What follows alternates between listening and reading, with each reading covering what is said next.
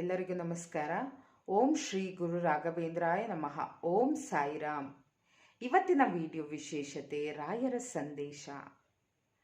ನಮಗಾಗಿ ನಿಮಗಾಗಿ ಯಾವ ಒಂದು ಸಂದೇಶ ಕೊಡಬೇಕು ಅಂತಿದ್ದಾರೆ ರಾಯರು, ನೋಡೋಣ. ಈ ವಾರಕ್ಕೆ ರಾಯರ ಸಂದೇಶ ಏನು ಬರ್ಬೋದು ಅಂತ ನೋಡೋಣ. ಅದಕ್ಕಿಂತ ಮುಂಚಿತವಾಗಿ ಒಂದು ನುಡಿಮುತ್ತಿದೆ.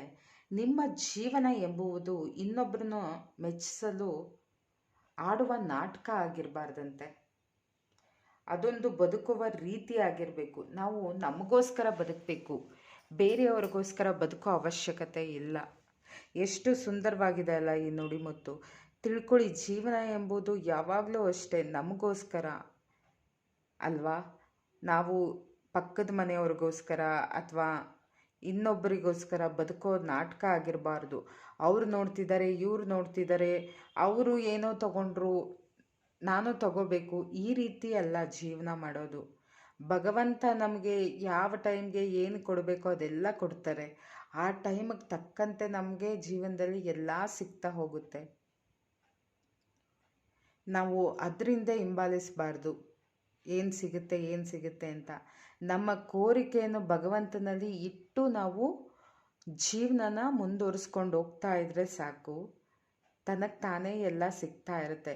ಯಾವ ಸಮಯಕ್ಕೆ ಯಾವ ಟೈಮ್ಗೆ ಭಗವಂತ ಏನನ್ನು ನಮಗೆ ಕೊಡಬೇಕು ಅನ್ನೋದು ಅವರ ಲೆಕ್ಕಾಚಾರದಲ್ಲಿ ಇರುತ್ತೆ. ನನಗೆ ಈಗಲೇ ಬೇಕು, ನಾಳೆನೇ ಬೇಕು, ಇವತ್ತೇ ಆಗಬೇಕು, ಈ ಕ್ಷಣನೇ ಆಗಬೇಕು ಅನ್ನೋದು ಮೂರ್ಖತನ. ತಾಳ್ಮೆ ಕಲಿಸ್ತಾರೆ ಭಗವಂತ. ನಮ್ಮ ಅಪೇಕ್ಷೆ ಏನಿರುತ್ತೆ ಅದು ಆಗಬೇಕು, ಸಿದ್ಧಿಸ್ಕೋಬೇಕು ಅಂದರೆ ತಾಳ್ಮೆ ಅನ್ನೋದಿರಬೇಕು ಜೀವನದಲ್ಲಿ. ಆವಾಗಲೇ ನಮಗೆ ಎಲ್ಲ ಸಿಗೋದು ಅಲ್ವಾ. ಓಂ ಶ್ರೀ ಗುರು ರಾಘವೇಂದ್ರಾಯ ನಮಃ. ರಾಯರ ಸಂದೇಶ, ಯಾವ ಒಂದು ಸಂದೇಶ ಇರ್ಬೋದು ಅಂತ ನೋಡೋಣ ಗುರುಗಳೇ.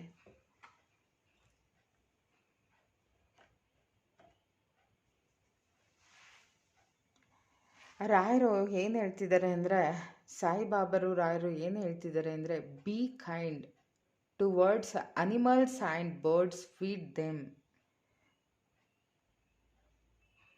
ನೋಡಿ, ಭಗವಂತ ಹೇಳ್ತಿರೋದೇನೆಂದರೆ, ರಾಯರು ನೀವು ಪ್ರಾಣಿ ಪಕ್ಷಿಗಳಿಗೆ ಆಹಾರ ನೀಡಿ ಅಂತ ಹೇಳ್ತಿದೆ.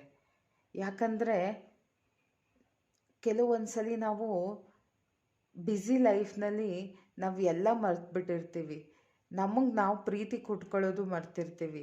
ನಮಗೆ ನಾವು ಚೇಂಜ್ ಮಾಡ್ಕೋಬೇಕು ಅಂದರೆ ಈ ಒಂದು ಸಣ್ಣ ಪುಟ್ಟ ಅಳಿಲು ಸೇವೆ ಪ್ರಾಣಿಗಳಿಗೆ ಆಗಿರ್ಬೋದು ಅಥವಾ ಮನುಷ್ಯರಿಗಾಗಿರ್ಬೋದು, ಸಾಯಿಬಾಬರ ಹೇಳ್ತಿರೋ ಪ್ರಕಾರ be kind towards animals and birds, feed them ಅಂತ ಹೇಳ್ತಿದ್ದಾರೆ. ಪ್ರಾಣಿಗಳಿಗೆ, ಪಕ್ಷಿಗಳಿಗೆ. ನಿಮ್ಮ ಮನೆಯಲ್ಲಿ ಸಾಯಿಬಾಬರ್ಗೆ ಬಹಳ ಇಷ್ಟ. ಅವರು ನಾಯಿನ ಸಾಕ್ತಿದ್ರಂತೆ. ನಾಯಿ ಅವ್ರ ಹತ್ರ ಬಂದಾಗ ಅವರು ರೊಟ್ಟಿ ಹಾಕ್ತಿದ್ರಂತೆ.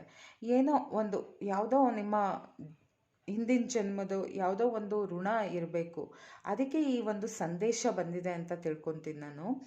ನೋಡಿ, ಪಕ್ಷಿಗಳಿಗೆ ನೀರಿಡೋದು, ಪ್ರಾಣಿಗಳಿಗೆ ಊಟ ಹಾಕೋದು, ನೀರಿಡೋದು, ಈ ಅಭ್ಯಾಸ ಮಾಡಿಕೊಂಡ್ರೆ ಕೆಲವೊಂದು ದೋಷಗಳು ನಮ್ಮಿಂದ ದೂರ ಆಗುತ್ತೆ ಅಂತ ನಾನು ತಿಳಿದುಪಟ್ಟಿದ್ದೀನಿ.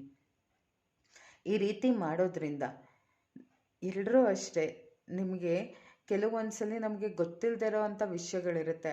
ಆವಾಗಲೇ ನಮಗೆ ಗೊತ್ತಾಗಬೇಕು ಅಂತಲೇ ಕೆಲವೊಂದು ವಿಡಿಯೋ ಪಾಪಪ್ ಆಗ್ತಿರುತ್ತೆ, ನೋಡಬೇಕು ಅಂತ ಮನಸ್ಸಾಗ್ತಿರುತ್ತೆ. ಆವಾಗ ಸಿಗುವಂಥದ್ದೇ ಈ ಥರ ವಿಡಿಯೋಗಳು ಅಂತ ಹೇಳ್ತೀನಿ. ಗೊತ್ತೋ ಗೊತ್ತಿಲ್ಲದೇನೋ ನೀವು ವಿಡಿಯೋ ನೋಡಿರ್ತೀರಿ, ಓಕೆ, ಅದು ನಿಮಗೆ ಕೆಲವೊಂದ್ಸಲಿ ಅನ್ವಯಿಸಿರುತ್ತೆ. ಹಾಗಾಗಿ ಈ ಒಂದು ವಿಷಯ ಹೇಳ್ತಾ ಇದ್ದೀನಿ. ನೀವು ಆದಷ್ಟು ಪ್ರಾಣಿ ಪಕ್ಷಿಗಳಿಗೆ ಊಟ ಹಾಕೋದನ್ನ ಅಭ್ಯಾಸ ಮಾಡಿಕೊಡಿ ಅಂತ ಹೇಳ್ತಾ ಈ ಒಂದು ವಿಡಿಯೋನ ಇಲ್ಲೇ ಮುಗಿಸ್ತೀನಿ. ಯಾರೆಲ್ಲ ನನ್ನ ವಿಡಿಯೋ ನೋಡಿ ಲೈಕ್ ಮಾಡ್ತಿದ್ದೀರೋ, ಸಬ್ಸ್ಕ್ರೈಬ್ ಮಾಡ್ತಿದ್ದೀರೋ, ತುಂಬ ಹೃದಯದ ಧನ್ಯವಾದಗಳು. ಮತ್ತು ಲೈಕ್ ಕಮೆಂಟ್ ಮಾಡೋದು ಮಾತ್ರ ಮರಿಬೇಡಿ, ಸಬ್ಸ್ಕ್ರೈಬ್ ಕೂಡ ಮಾತ್ರ ಮರಿಬೇಡಿ ಅಂತ ಹೇಳ್ತಾ ಈ ಒಂದು ವಿಷಯನ ಇಲ್ಲೇ ಮುಗಿಸ್ತಾ ಇದ್ದೀನಿ. ಓಂ ಶ್ರೀ ಗುರು ರಾಘವೇಂದ್ರಾಯ ನಮಃ. ಓಂ ಸಾಯಿರಾಮ್.